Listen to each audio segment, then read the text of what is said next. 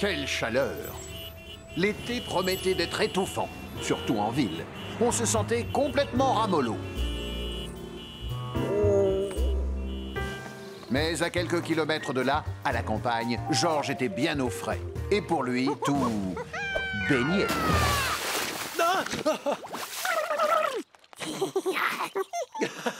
Tu oses appeler ça une bombe? Attention devant, ça va éclabousser! C'est chouette, la campagne. On y découvre un tas de choses qu'on ne voit jamais en ville.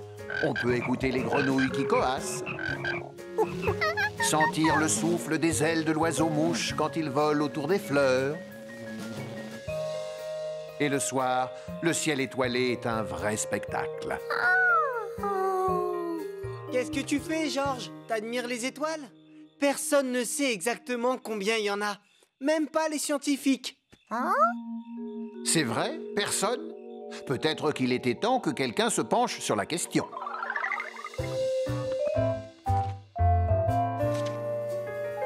Je parie que les scientifiques seraient drôlement contents de connaître le nombre d'étoiles qui existent dans le ciel, se dit Georges.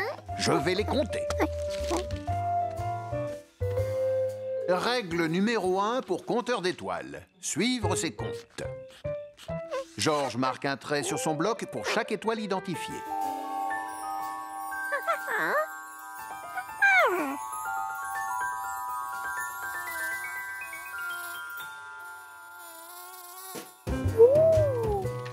Règle numéro 2, apprendre à faire la différence entre les étoiles et les lucioles. Et ne pas se laisser déconcentrer.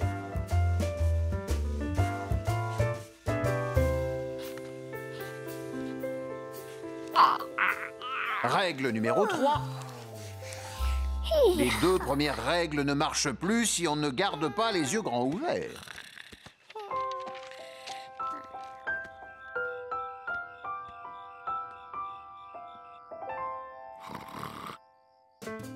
Mais lorsqu'il faut s'y remettre le soir suivant, on ne sait plus quelles étoiles ont été comptées la veille. Résultat, tous les petits bâtons comptent pour du beurre. Et il faut tout recommencer. Il reste une seule solution. Essayez de vite les compter avant de s'endormir. Comme ça. 1, 2, 3, 4, 5. 1, 2, 3, 4, 5. 1, 2, 3, 4, 5. 1, 2, 3, 4, 5. 1, 2... Difficile de résister au sommeil.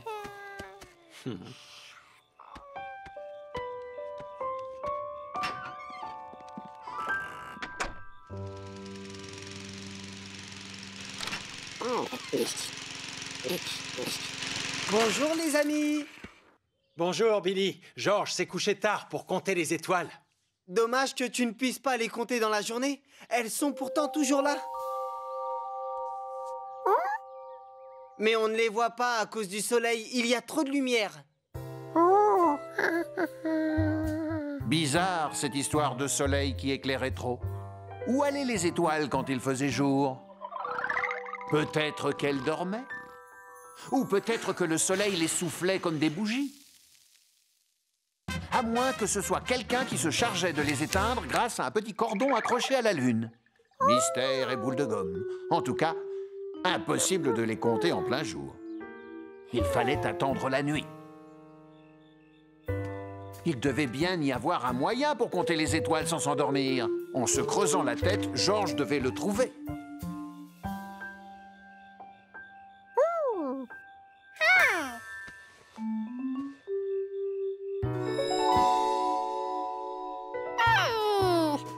C'est en saisissant sa casquette que l'idée géniale de les compter lui est apparue. Il suffisait de créer une figure et de compter les étoiles qui étaient tout autour. Et voilà l'astuce.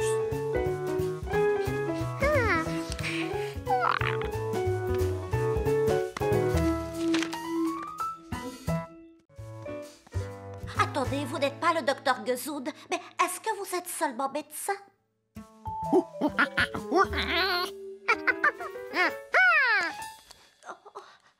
j'attends depuis si longtemps. Alors peu importe qui vous êtes. Atchou!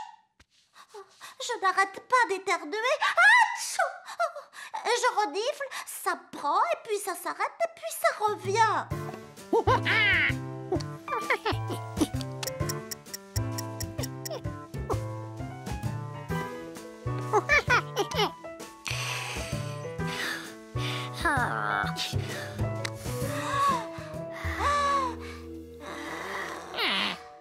Il entendait mal à cause du gilet. Il n'y avait qu'une solution.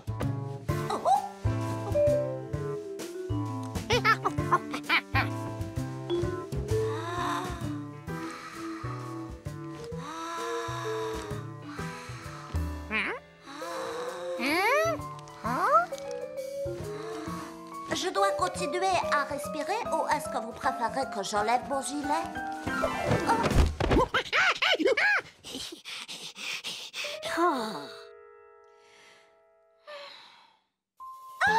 Je suis guérie. Vous êtes un petit singe génial. Merci, docteur, merci. Atchou! Oh, mais je ne suis pas guérie du tout. Atchou! Oh, j'ai compris, je suis allergique à ce gilet. Vous êtes le meilleur docteur que j'ai jamais rencontré. Je vais parler de vous autour de moi. Et voilà, Georges venait de soigner son premier patient, quand tout à coup, il entendit encore ce drôle de bruit.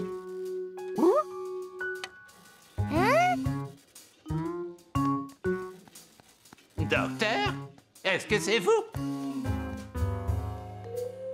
Un médecin n'abandonne jamais un malade.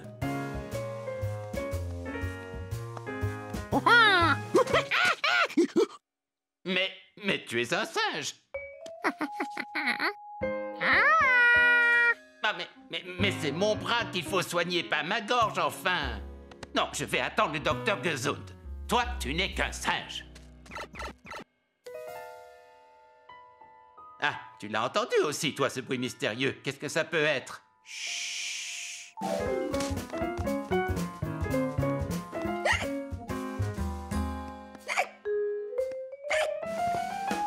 Ça fait 2 semaines que j'ai le... Ok. Oui, 2 semaines. Et ça ne s'arrête pas. Vous ne voulez pas essayer de me soigner? Mais quel genre de docteur est-ce que vous êtes?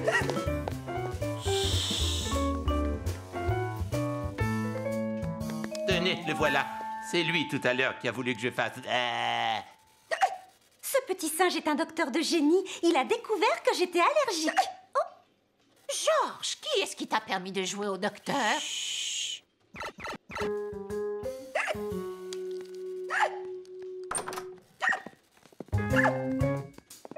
Mais qu'est-ce que c'est que ce déguisement?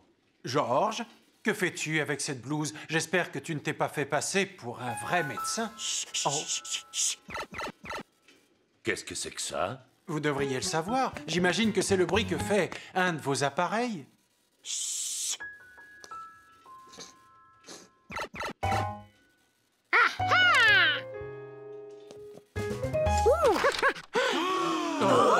Docteur Gesund. Oh, oh, bonjour. Je suis venu ici pendant ma pause pour faire une petite partie, mais je n'ai pas vraiment vu le temps passer.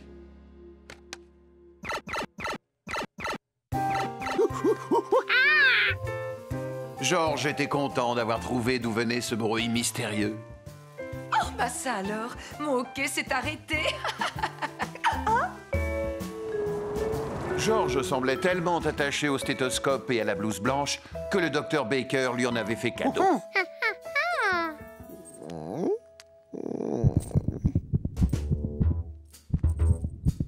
Gaspard aimait beaucoup rester dans le calme. Mais si Georges s'amusait à devenir médecin, il pouvait dire adieu à sa tranquillité.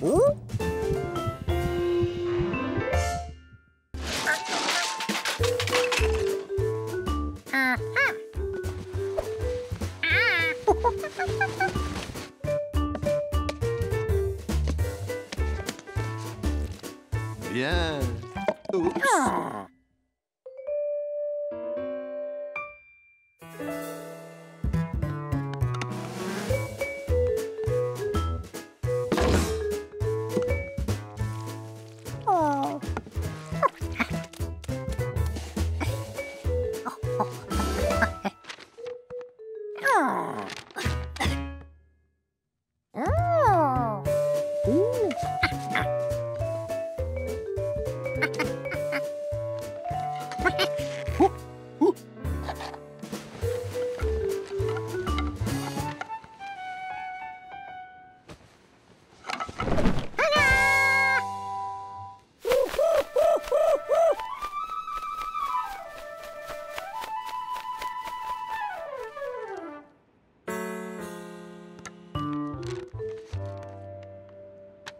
C'était loin d'être parfait. Pour l'instant.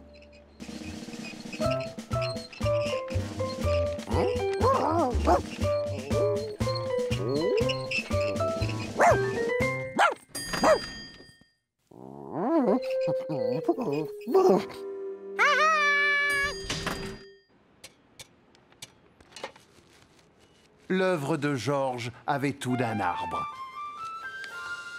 Et le pigeon voyageur était ravi sur son nouveau perchoir. Oh, regardez-moi ça, mais ce n'est pas possible. Oula, que s'est-il passé ici? J'avais laissé Gaspard seul, et lorsque je suis revenu, il y avait de la terre partout.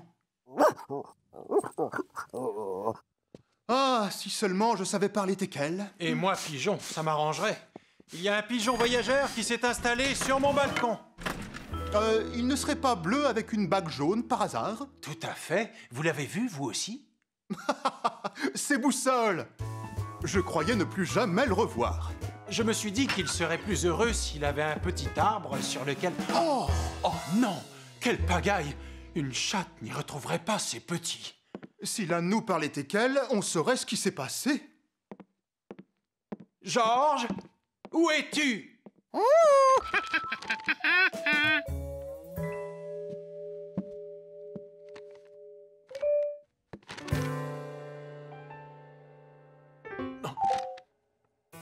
Qu'est-ce que c'est? Un arbre? Georges ne s'était jamais senti aussi fier. Maintenant que l'oiseau avait le perchoir de ses rêves, il pouvait rester ici. Boussole! Je suis content de te revoir. Oui, à vrai dire, c'est un pigeon pas très voyageur. Son sens de l'orientation est très approximatif. Georges, le concierge est l'ami de ce pigeon. Il va le ramener chez lui. Dans sa vraie maison.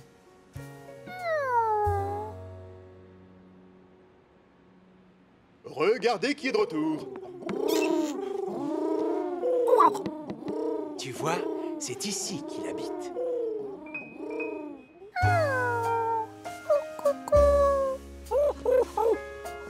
Un yak? Non. Avec cette plante, tu dessineras mieux les oiseaux qui viendront s'y poser. C'est très joli ce que tu as fait, mais à mon avis, ils vont préférer les vraies branches.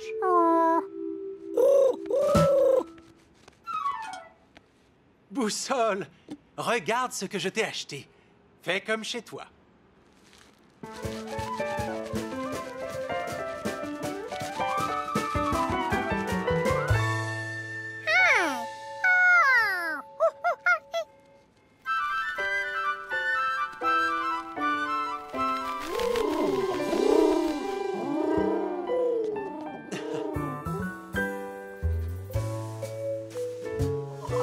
Tout heureux de retrouver son perchoir, Boussole ne savait toujours pas à quelle espèce d'animal il avait affaire. Mais une chose était sûre, Georges s'y connaissait en perchoir.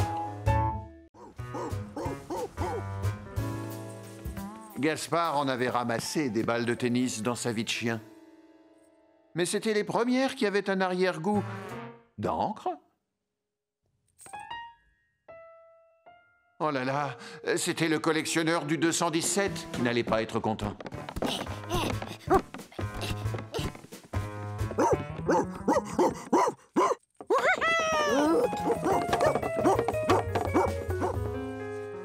Comment expliquer à un singe que tous ses paquets n'étaient pas à lui? Gaspard ne le savait pas. Mais il savait renvoyer la balle, ou plutôt le palais.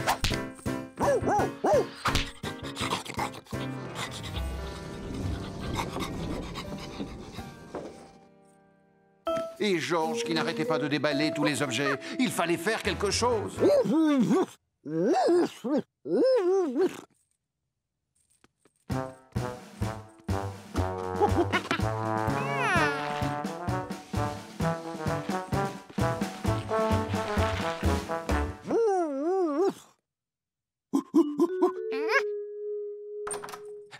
Attends une minute, s'il te plaît. Il y a un singe et un teckel à ma porte. Quoi? Ces livreurs ne font attention à rien. Si jamais les autres paquets sont dans le même état, j'irai me plaindre à leur patron. Georges comprit que les paquets appartenaient à ce monsieur et que le livreur les lui avait donnés tous bien emballés. Je vais descendre examiner les paquets dès que j'aurai fini de téléphoner. Ils avaient intérêt à tout ranger, et vite. Il suffisait de remettre les balles, les boules et les ballons dans leur boîte. Ce n'était pas compliqué.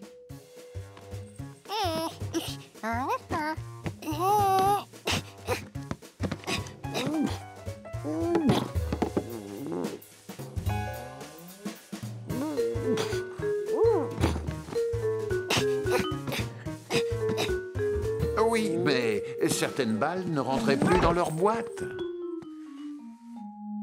Alors que d'autres pouvaient se ranger dans plusieurs.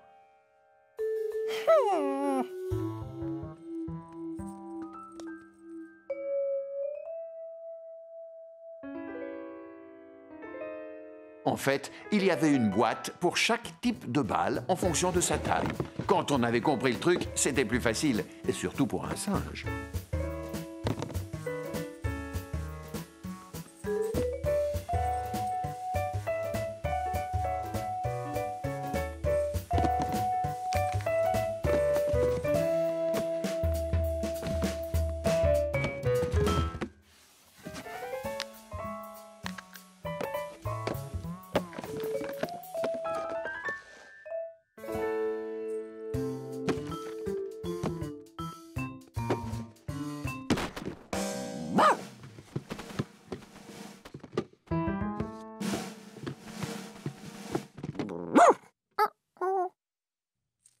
Gaspard montra à Georges comment ranger les boîtes.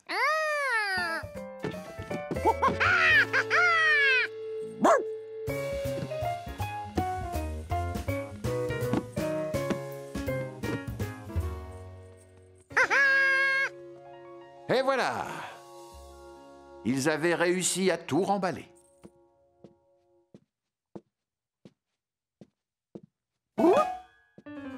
Ou presque.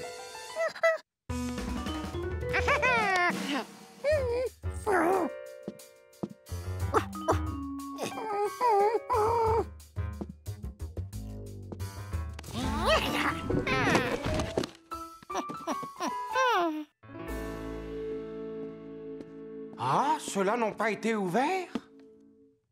Même la boule de bowling dédicacée par le triple champion du monde. Oh. C'est moi. Vous avez reçu votre commande? Comme vous le voyez, le singe et votre teckel se sont occupés de tout. J'en étais sûr. Merci beaucoup, Gaspard. Merci à toi, Georges. C'est bon de savoir que tu peux aider mon chien à surveiller le hall pendant mon absence. Au fait, c'est bien demain matin que les bonbonnes d'eau doivent être livrées. Et comme je ne serai pas là, Georges, est-ce que tu veux bien donner un nouveau coup de main à Gaspard?